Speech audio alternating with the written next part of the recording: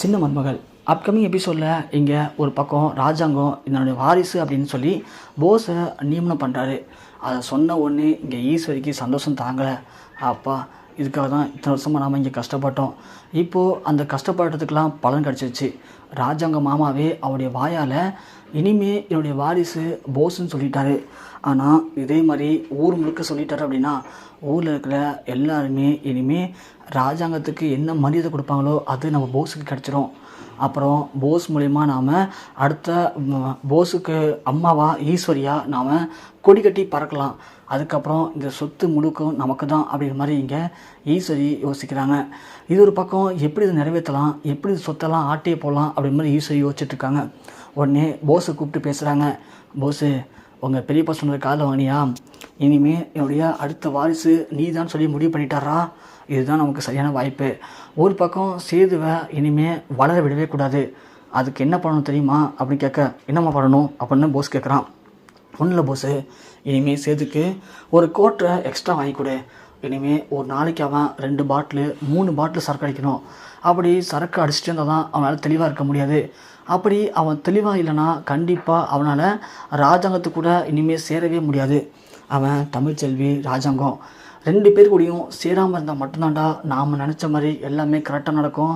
அப்போ தான் அவர் ஆல்ரெடி அறிவித்த மாதிரி அவருடைய வாரிசாக நீ இனிமேல் இருக்க முடியும். அப்படி வாரிசாக எல்லாத்துலேயும் உன்னை நியமனம் பண்ணிட்டாருன்னா கண்டிப்பாக நாளை பின்ன இந்த சொத்தை பிரிக்கும்போது அது உனக்கு அதிகமாக சொத்தை பிரித்து வைப்பார். அதுக்குள்ளே நாம் எவ்வளோ சுரண்ட முடியுமோ சுரண்டி நம்ம பக்கம் சேர்த்துக்கலாம். அது மட்டும் இல்லாமல் இனிமேல் இதுதான் அவருக்கு கடைசி எலெக்ஷனாக இருக்கும். அடுத்த எலெக்ஷனில் அவருடைய வாரிசை தான் நிற்க வைப்பார். அப்படி நீ மட்டும் அவருடைய வாரிசாக நின்று எம்எல்ஏவை ஆகிட்டுன்னு வச்சுக்கேன். யோசிச்சு பாரு போஸு, நம்மளுடைய தலையெழுத்தே மாறிடும்டா, நம்மளுடைய எதிர்காலமே மாறிடும். இதுக்கு தாண்டா அம்மா இத்தனை வருஷமாக கஷ்டப்பட்டுருக்கேன்.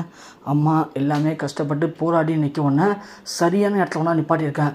இனிமேல் இது எல்லாமே உன் கையில் தான் போஸ் இருக்குது அப்படிங்கிற மாதிரி ஈஸ்வரி சொல்கிறாங்க.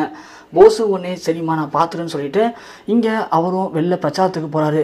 பிரச்சாரத்துக்கு போகிற எல்லா இடத்துலையுமே ராஜாங்கம் சொல்கிறாங்க, இனிமேல் சேதுக்கு பதில் போஸ் தான் என் வாரிசு, அவன் தான் என் புள்ள, இனிமேல் எல்லாத்தையுமே அவன் தான் பார்த்துப்பான்.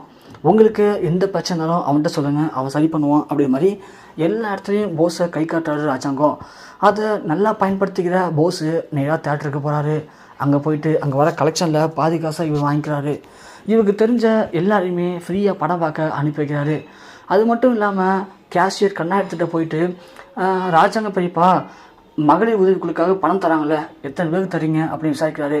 அதில் ஒரு 30 பேருக்கு தரணுன்னா 10 பேர் மட்டும் கொடுத்தா போதும், மீதி 20 பேரை நான் சொல்கிற பேரை போட்டு அந்த காசுலாம் என்கிட்ட கொடுன்னு சொல்லி அங்கேயும் காசை வாங்கிக்காரு. அது மட்டும் இல்லாமல் அவருக்கு தெரிஞ்ச எல்லா இடத்துலையும் போய் அவருடைய கை வரிசையை காட்டுறாரு. இப்படி காட்டிகிட்டு இருக்கும்போது ராஜாங்கத்துக்கிட்ட ஒரு 2-3 பேர் வந்து பேசுகிறாங்க. ஐயா, இங்கே என்ன தான் நடந்துகிட்டு இருக்கு அப்படின்னு கேட்க, என்ன சாச்சு, என்ன பிரச்சனை அப்படின்னு கேட்குறாங்க. இல்லைங்க ஐயா, இது மாதிரி ரேஷன் கார்டிலலாம் நீங்கள் மக்களுக்கு எப்போதும் கவர்மெண்ட் தரதை விட கொஞ்சம் அதிகமாக உங்கள் செலவில் தர சொன்னீங்க, ஞாபகம் இருக்கா அப்படின்னு கேட்க, ஆமாம் நான் தானே தர சொன்னேன், அதில் என்ன சந்தேகம் உங்களுக்கு அப்படின்னு கேட்க, இல்லையா அதுக்காக நீங்களும் ஃபண்டெல்லாம் கொடுக்குறீங்க, ஆனால் அதெல்லாம் மக்களுக்கு சரியான முறையில் போய் சேருது இல்லையா, அதுவும் நீங்கள் தரது மட்டும் இல்லை, கவர்மெண்ட் தர அரிசி பருப்பு கூட சரியாக மக்களுக்கு போய் சேர்றதில்லைன்னு சொல்லி இப்போது எல்லாருமே கொந்தளிச்சு போயிருக்காங்கய்யா அப்படின்னு சொல்ல ராஜாவும் பயங்கரமாக டென்ஷன் ஆகிறாரு. என்ன சொல்கிறீங்க, அது எப்படி இல்லாமல் போகும்? நம்ம கணக்குலேருந்து எப்போதுமே மாதம் ஒரு அமௌண்ட்டை மக்களுக்காக கொடுத்துட்ருக்கேன். ஒரு பக்கம் சுய உதவி குழுன்னு கொடுக்குறேன், இன்னொரு பக்கம் ரேஷன் கார்டில் அரிசி பருப்புக்கு நான் ஒரு அமௌண்ட்டை தரேன், அதோட கவர்மெண்ட்டும் ஃப்ரீயாக தருது. அப்படி இருக்கும்போது எப்படி மக்களுக்கு போகாமல் இருக்கும்? இதெல்லாம் என் பையன் போஸ் கரெக்டாக பார்த்துக்கிறானேன்னு சொல்ல, ஐயா அங்கே தான் ஏன் பிரச்சனையே அப்படின்னு சொல்கிறாங்க. என்ன பிரச்சனை உங்களுக்கு அப்படின்னு கேட்க, இல்லையா இது மாதிரி போஸ் வந்து அடிக்கடி வராராம், வந்துட்டு இது மாதிரி எவ்வளோ அமௌண்ட் தரணும் மாதம்னு கேட்குறாரு.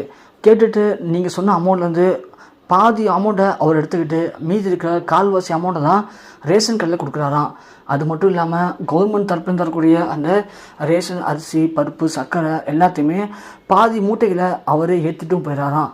இது ஒரு 2 மாதமாக, அதாவது நீங்கள் எப்போ சேது ஐயாவை இந்த இடத்துலேருந்து தூக்கிட்டு போஸை நியமனம் பண்ணீங்களோ, எப்போ போஸை உங்கள் வாரிசாக சொன்னீங்களோ அப்போலேருந்து போஸோடைய அலும்பு இங்கே நாளுக்கு நாள் அதிகமாக போயிட்டுருக்கு ஐயா அப்படின்னு சொல்லி அந்த அதிகாரி சொல்கிறாரு. அதை கேட்டு ராஜாங்கம் ரொம்பவே கொந்தளிக்கிறாரு. என்ன சொல்கிறீங்க, இதெல்லாம் நம்புறமே தெரியலையே அப்படின்னு சொல்ல, உடனே அவங்க சொல்கிறாங்க, ஐயா நாங்கள் மட்டும் சொல்லலை, நீங்கள் கூட கிளம்பி வாங்க, ரேஷன் கடையில் வந்தீங்கன்னா உங்களுக்கே புரியும்னு சொல்லி ராஜாங்கத்தை காரில் அழைச்சிட்டு ரேஷன் கடைக்கு போகிறாங்க. அங்கே போய் பார்த்தா ரேஷன் கடையில் இருக்கிற மக்கள் எல்லாமே கொதிச்சு போய் நிற்கிறாங்க. ஐயா, நீங்கள் எங்களுக்காக எவ்வளோ நல்லது பண்ணியிருக்கீங்க, ஆனால் இப்போது உங்கள் புள்ள என்னென்ன பண்ணி வச்சுக்காரு பாருங்கள் அப்படின்னு சொல்லி எல்லாருமே அவங்களுடைய கஷ்டத்தை சொல்கிறாங்க. ராஜாங்கத்துக்கு பயங்கரமாக ஆத்திரம் வருது.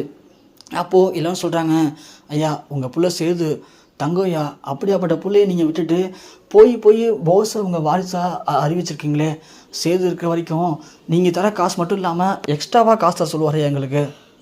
அது மட்டும் இல்லாமல் வயசானவங்க யாராவது வந்தாங்கன்னா அவங்களுக்கெல்லாம் அரிசி பருப்பை கொண்டு போய் வீட்லேயே போட சொல்லுவார்.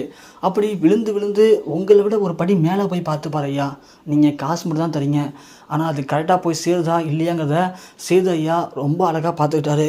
ஆனால் போஸ் அப்படி இல்லை ஐயா. போஸு எங்களுக்கு வர பாதியை அவர் பிடுங்கிட்டு போயிறாரு ஐயா. அவர் மட்டும் தொடர்ந்து இனிமேல் இங்கே வந்துட்டு போனார் அப்படின்னா நாங்கள்லாம் பட்னி இருக்கணும் தான் அப்படிங்கிற மாதிரி சொல்கிறாங்க. அதை கேட்ட இங்கே ராஜாங்கத்துக்கு செம்ம கோவம் வருது. எல்லாரும் சேதுவை தூக்கி வச்சு பேசுகிறாங்க. ஆனால் நம்ம சேதுவை புரிஞ்சிக்காமல் அவனை தூக்கி எறிஞ்சிட்டோம். ஆனால் நம்ம போஸை தூக்கி நடு தலையில் வச்சோம். ஆனால் அவன் இவ்வளோ பெரிய மோசமான இருப்பான்னு சொல்லி எதிர்பார்க்கவே இல்லையேன்னு சொல்லி ராஜாங்கம் அவங்க மத்தியில் கூனி குறுக்கி போயிருக்காரு. எல்லாத்தையும் மன்னிப்பு கேட்டுக்கிறாரு. கேட்டுட்டு அங்கேருந்து கிளம்பி நேராக வீட்டுக்கு போகிறாரு. வீட்டுக்கு போன ராஜாங்கம் பயங்கரமாக கத்துறாரு, ஈஸ்வரி எங்கே இருக்க, வெளில வா அப்படின்னு சொல்லிட்டு. ஈஸ்வரி உடனே ஓடி வராங்க. மாமா சொல்லுங்க மாமா, என்னாச்சு மாமா, ஏதாவது வேணுமா அப்படின்னு கேட்க, எங்கே போஸு அப்படின்னு கேட்க, போஸ் தூங்கிட்டு இருக்கான் மாமா அப்படின்னு சொல்லவும், தூங்கிட்டு இருக்கா தோற, அவர் உடனே கொஞ்சம் கீழே வர சொல்லு அப்படின்னு சொல்கிறாங்க. உடனே ஈஸ்வரியும் போயிட்டு போஸ் எழுப்புறாங்க. டே போஸு, பெரியப்பா கோமா வந்து கத்திட்டு இருக்காரா, என்னாச்சுன்னு தெரியல, உடனே கீழே இறங்கி வா அப்படின்னு சொல்லவும் போஸ் உடனே இறங்கி வரான். இறங்கி வந்தோடனே போஸ்ட்டை ராஜன் கேட்குறாரு, போஸு உங்ககிட்ட நான் என்ன சொன்னேன், உன் மேல் நிறைய கம்ப்ளைண்ட் வந்திருக்கு, அதெல்லாம் உண்மையா அப்படின்னு கேட்குறாங்க. போஸு எதுவுமே சொல்லாமல் திருதுன்னு முடிக்க சன்னியாசி உடனே நடந்த எல்லாத்தையும் சொல்கிறாரு. சொன்ன உடனே இங்கே போஸு எதுவுமே பேச முடியாமல் அமைதியாக நிற்கிறான். உடனே ஈஸ்வரி பரவாயில்ல, நம்ம பிள்ளை இந்த அளவுக்கு திறமை ஆகிட்டானே, ஆனால் இன்னும் திறமை பத்தலை, அதனால தான் ராஜாந்திர மாட்டிக்கிட்டான் அப்படின்னு சொல்லிட்டு உடனே ஈஸ்வரி ஓடி போய் போஸை பழம் அறையிறாங்க.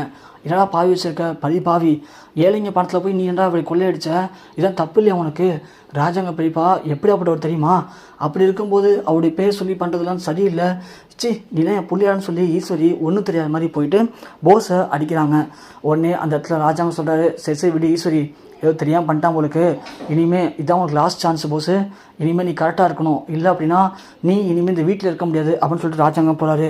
உடனே ஈஸ்வரி ரூமுக்கு போயிடுறாங்க. போஸ் போகிறாங்க. உடனே ஈஸ்வரி புலம்புறாங்க, என்னடா போஸு ஒரு எந்த தப்புமே பண்ண தெரியாதா, ஏண்டா பணத்தெல்லாம் எடுத்த ஓகே, அதை அவருக்கு தெரிஞ்சா பண்ணுவேன், தெரியாமல் பார்த்துக்க தெரியாதா அப்படின்னு சொல்ல போஸ் ஒன்று, எல்லாம் கரெக்டாக போணுச்சு, ஆனால் எப்படி பெரியப்பாவுக்கு தெரிஞ்சுதான் புரியவே இல்லை எனக்கு அப்படின்னு சொல்கிறாங்க. போடா மண்ணு முட்டு, நீ வேஸ்ட்ரா, எதையுமே சரியாக பண்ண தெரியாது உனக்கு அப்படின்னு சொல்கிறாங்க.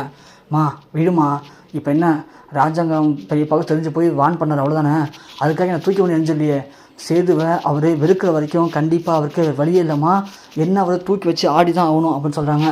அதெல்லாம் ஓகேடா போஸு, இப்போ அவர் உன் மேலே கோபமாக இருக்கால என்ன பண்ணுறது அப்படின்னு சொல்ல, விடுமா, அது எதனா ஒரு வழி பண்ணலாம், இதெல்லாம் ஒரு வழி பண்ணி கண்டிப்பாக நாம் திரும்பவும் இதை தாண்டி மொத்தமாக ஒரே டைமில் எல்லா பணத்தையும் ஆட்டி போட்டுடலாமா அப்படின்னு சொல்லி ஈஸ்வர்கிட்ட சொல்கிறார் போஸு.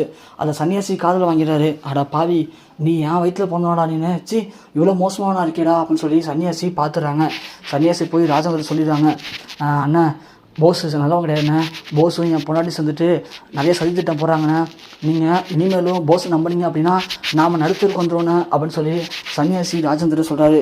அது மட்டும் இல்லாமல் சேது தானே இது கரெக்டாக இருப்பான், சேது தானே நம்மளை மாதிரி எல்லாருக்கும் நல்லது போகணும்னு நினைக்கிறான், ஆனால் போஸும் என் பொண்டாட்டியும் சுயநலவாதிங்கண்ணே, அவங்களை விட்டு வச்சோம் அப்படின்னா கண்டிப்பாக இந்த குடும்பத்தை ஒன்றும் இல்லாமல் அழிச்சிருவாங்கண்ணே அப்படின்னு சொல்ல ராஜாங்கத்துக்கு அப்போ தான் சேது மேலே நம்பிக்கை வருது.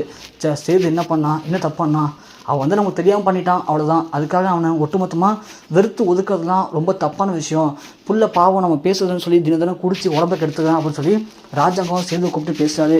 அப்போ தான் சேதுக்கு புரியுது, அப்பா தான் மேலே இந்த எல்லா கோத்தையும் மறந்துட்டாரு, தன்னை புள்ளையை ஏற்றுட்டான்னு சொல்லி சேதுவும் இங்கே உச்சக்கட்ட சந்தோஷத்தில் துள்ளி குதிக்கிறாரு. இதே மாதிரி தமிழ்ச்செல்வி ஏற்றுட்டாரு அப்படின்னா கண்டிப்பாக இந்த வீட்டில் சேது, தமிழ்ச்செல்வி, ராஜாங்கம் 3 பேருடைய பாச போராட்டத்துக்கு அளவில்லாமல் போயிடும். ஸோ இதெல்லாமே கண்டிப்பாக நடக்குதா அப்படிங்கிறத கண்டிப்பாக போட்டு பார்க்கலாம்.